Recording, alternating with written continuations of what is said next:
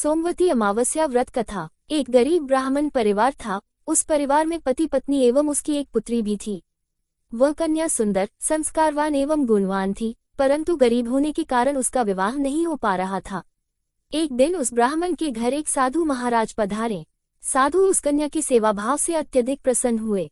कन्या को लंबी आयु का आशीर्वाद देते हुए साधु ने कहा कि इस कन्या के हाथ में विवाह योग्य रेखा नहीं है। तब ब्राह्मण दंपति ने साधु से इसका उपाय पूछा, कन्या ऐसा क्या करे कि उसके हाथ में विवाह योग बन जाए।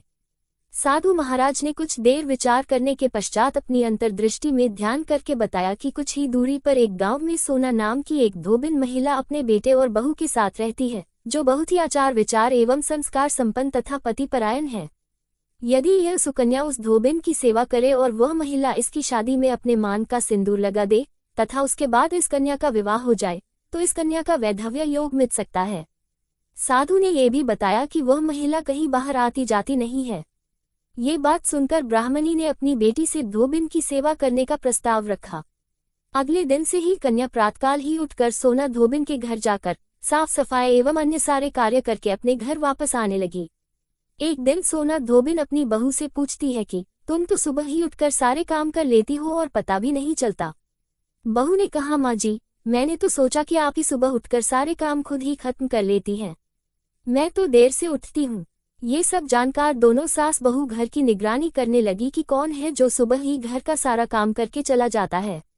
कई दिनों के बाद धोबिन ने देखा कि एक कन्या मुंह ढके अंधेरे में घर में आती है और सारे काम करने के बाद चली जाती है। जब वह जाने लगी तो सोना धोबिन उसके पैरों पर गिर पड़ी। पूछने लगी कि आप कौन हैं और इस तरह छुपकर मेरे घर की चाकरी क्यों करती हैं। तब कन्या ने साधु दोबारा कही गई सारी बात बताई।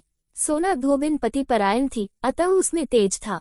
वह तैयार हो गई। सोना धोबिन के पति थोड़ा अस्वस्थ थे। उसने अपनी बहू से अपने लौट आने तक घर पर ही रहने को कहा। सोना धोबिन ने जैसे ही अपने मांग का सिंदूर उस कन्या की मांग में लगाया, सोना धोबिन का पति मर गया। उसे इस बात का पता चल गया।